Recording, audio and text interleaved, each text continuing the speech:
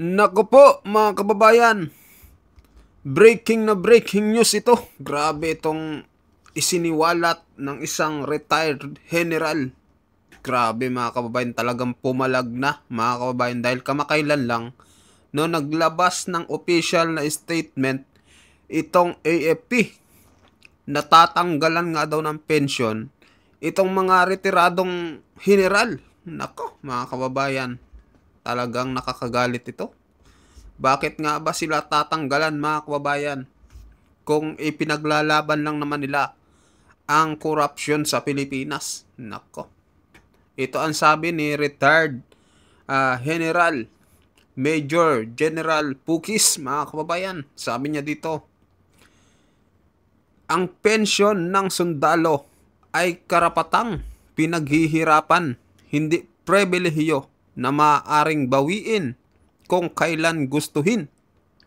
Sabi pa niya dito, sa ilalim ng batas, maaari lamang itong kansilahin kung may pinal na hatol sa krimeng may moral, turpitude o pagtataksil sa bayan. Hindi base sa paratang o kapritso ng administrasyon. Nako mga kababayan, yan po yung sabi ni General Pugis mga kababayan. Sabi niya dito, basahin natin lahat ha. Ayan. Mariing umalma si retired Major General Romeo B. Pugis sa babala ng Armed Forces of the Philippines, AFP, na maaring tanggalan ng pensyon ang mga retiradong opisyal na umano'y nagkakalat ng fake news o nag-uudyok ng sedisyon sa social media. Nako. Nagkakalat pala ng fake news daw mga kababayan itong mga retired general?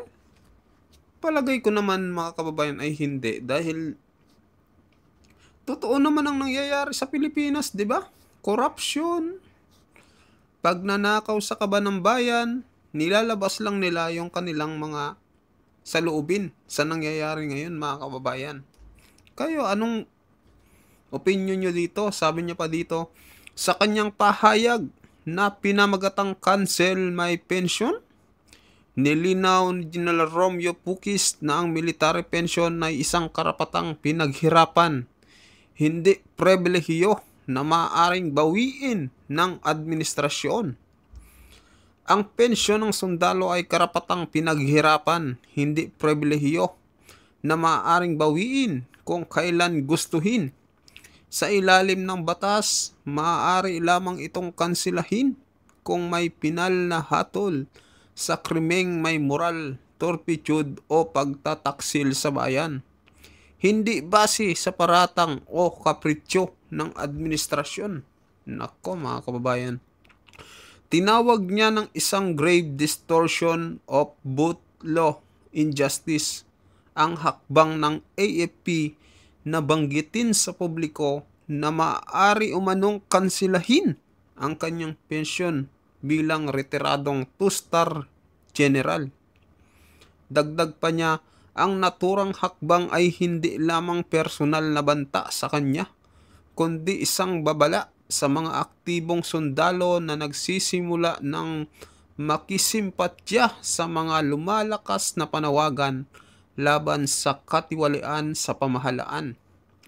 Ang hakbang na ito ay hindi banta laban sa akin, kundi babala sa mga aktibong sundalo na dumarami ang simpatya na lumalaking panawagan laban sa matinding korupsyon sa gobyerno.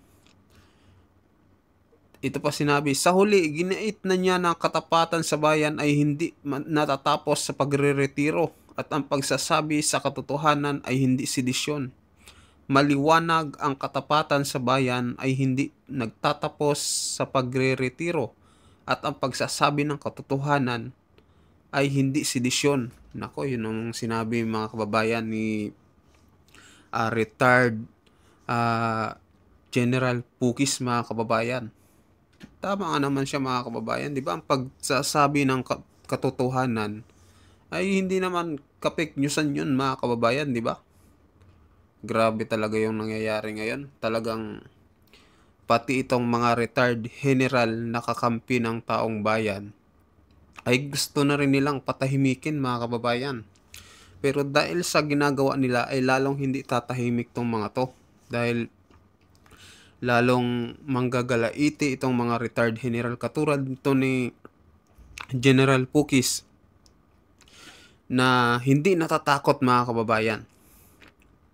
Kayo, anong opinion nyo dito sa sinabi ni retired General Pukis mga kababayan sa kanyang statement? So, tingnan naman natin yung post ng mga AFP. Sabi dito, mga retiradong opisyal binalaang tatanggalan ng pensyon. Ayan, nagbabala ang AFP na posibleng tanggalan ng pensyon ang mga retiradong opisyal ng militar na mapapatunayang nagpapakalat ng fake news o nag-uudyok ng sedisyon sa social media. Naku mga kababayan, di ba? Nagkakalat ng fake news, palagay ko hindi naman mga kababayan. Kasi nagsasabi lang naman sila ng katotohanan sa nangyayari sa Pilipinas. Parang nangyayari gusto nilang patahimikin na itong mga retired general sa AFP. Talagang nakakatakot na itong nangyayari.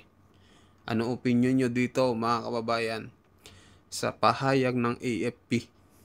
Ay sabi dito, nagbabala ang Armed Forces of the Philippines na posibleng tanggalan ng pensyon ang mga retiradong opisyal na militar na mapapatunayang magpapakalat ng fake news o nag-uudyok ng sedisyon sa social media. Ayon sa AFP, may ilang retiradong opisyal na kasalukuyang minomonitor ang kanilang intelligence units, kabilang ang may ranggong 0 hanggang 8 o katumbas ng Major General o Rear Admiral. Ibig sabihin si General Pukis ay isang Major General. Grabe, mataas pa lang rangko nito ni retired Major General mga kababayan, na talagang umalma dito sa pahayag ng AFP. Kayo mga kababayan, anong pahayag nyo dito? Anong opinion nyo sa mga sa hakbang ng AFP? Pabor ba kayo dito? Grabe naman ito mga kababayan. Talagang nakakadismaya ito kung ganito ang gagawin nila. Parang wala ng press freedom sa bayan ng Pilipinas, no? Parang ayaw na nilang pagsalitain itong mga retiradong general. Grabe. So mag-comment kayo mga kababayan kung ano masasabi nyo dito sa mga nangyayari ngayon. So ngayon naman mga kababayan, pag-usapan natin itong bagong bus, 10 bus na dumating, no? Sa Davao City na libre. Libre ang sakay mo mga kababayan, wala kang babayaran. Grabe, sa Davao, ganito pala sa Davao mga kababayan. So panoorin nyo. Magandang araw dyan sa mga taga Davao City at mga taga Mindanao, Visayas, and Luzon. So ayan, sa channel po ito ni Gala the Explorer. So subscribe nyo mga kababayan, no? Siya yung nag-update sa mga project dito sa Davao City, yung mga magagandang gawa na dito sa Davao City. So yan, panoorin na ulit natin. Lang i-flex ko sa inyo or ipakita ko sa inyo live, or ibig sabihin na malapitan, no? Personal itong 10 unit ng bus galing sa China ito, no? Yutong Company. So ito ay 12 meter long, no? Ang kanyang haba ay mataas siya. Mataas pa yata to sa mga ganyan yan, no? Mga Mindanao Stars. So lowered siya. So ibig sabihin pang syudad, no? Pang city type na mga buses. Although meron tayong mga lowered buses sa Davao City na nananakbo or sa within the metropolitan of Davao. Yun yung Mati City na biyahe na kulay pula na LCI company. So ibig sabihin dalawa na yung makikita nating mga lowered buses dito sa Davao region. So ito siya ay 10 unit. Kakarating niya lang ng 14, no? October 14, straight from China, of course, no? So meron na tayong dito mga taga Davao kahit paano. Ang purpose ko nito ay meron na tayong parang pang alternative or ano ba tawag diyan, pang dagdag, no, or kahit paano maiibsan ng konti yung ano natin problema during peak hour dito sa ating syudad na pahirapan talaga sa pagsakay. So peak hour ho natin like in the morning of 5:30 AM to 7:30 AM, no. Tapos sa gabi naman alas 5 ng hapon hanggang alas 7 ng gabi. So yun po yung peak hour ho natin na sadyang awang-awa ho tayo talaga, no, sa mga estudyante natin, sa ating mga empleyado na pauwi ng bahay nila. Panigurado ilang ang dami na siguro or ilang beses na siguro na nalilipasan ng gutom itong mga kababayan natin, mga Davaoeños, no, na syempre di naman lahat ng estudyante at empleyado ay mayroong extra pera para pambili ng maraming snacks sa hapon para hindi sila magutom kinahaponan kinagabihan, no.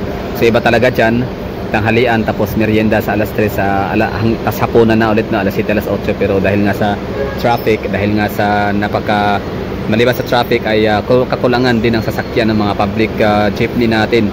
Since phasing out or phase out na kasi yung ibang mga sasakyan, mga public jeep natin sa Davao City due to or in preparation, no, para sa ating Davao bus system na kahit pa nasabihin natin na antala man siya, hindi man siya pinunduhan ng ating gobyernong BBM ngayon, at least andyan pa rin siya, no, hindi siya mawawala kasi ano yan kumbaga ang dami na nating na-invest dyan na pera, no, ang dami ng mga nagastos, no, sa pagpagawa pa lang ng mga bus stops, no, pagpagawa ng mga plannings, lahat-lahat, no, yung mga nakapirma para makatanggap ng ang tawag dyan parang backpay, ano ba tawag dyan, basta 80,000 as far as I know, yung mga driver ng mga jeepney and operators at saka yung mga kahit yung mga conductors at saka yung mga barkers, no, may matatanggap po yan sila na kaunting halaga kahit paano, no. Tapos maliban doon sa matatanggap nilang maliit na halaga ay meron din ho silang tawag nito, parang sila yung priority na makapagmaneho sa mga bus system ho natin. So ibig sabihin ho niyan, ito hong nakita nating modernong buses na ito galing China ay hindi ito hindi ito, I mean parte siya, kasama siya sa proyekto na Davao bus system, pero hindi ito yung talagang pinaka hitsura, no, ng bus na ng bus na yon, no, sa Davao bus system na yon. High priority bus, HPBS rather, no. So hindi ito talaga yung pinaka mismo or yung pinaka-actual na buses na gagamitin sa tawag nito, high priority bus system, no. So yun ay dihamak na mas moderno, dihamak na mas high-end, mas high-tech, gano'n, no, kasi nga meron siyang tracking device, meron siyang GPS, gano'n, no. So Davao City ang pinakaunang magkakaroon ng gano'n dito sa Pilipinas, and pwede nga rin Davao lang talaga magkakaroon ng gano'n kasi di naman talaga gano'n ka the best, no, yung leadership ng ibang yung efforts ng ibang cities within the Philippines, no? So kahit nga sa Quezon City, kahit pa meron silang mga modernong buses din bago, actually yung buses sa Quezon City as far as I know, nung huli kong kita like 2024 last year, hindi naman ganito kaganda, hindi ganito kamoderno yung free rides na buses ng Quezon City. So ano lang siya, regular lang siya ng mga buses kagaya nito, mga ganyan. So ito siya, malapitan ho natin na tiningnan ngayon, pinakita ho sa inyo. Ang ganda tignan.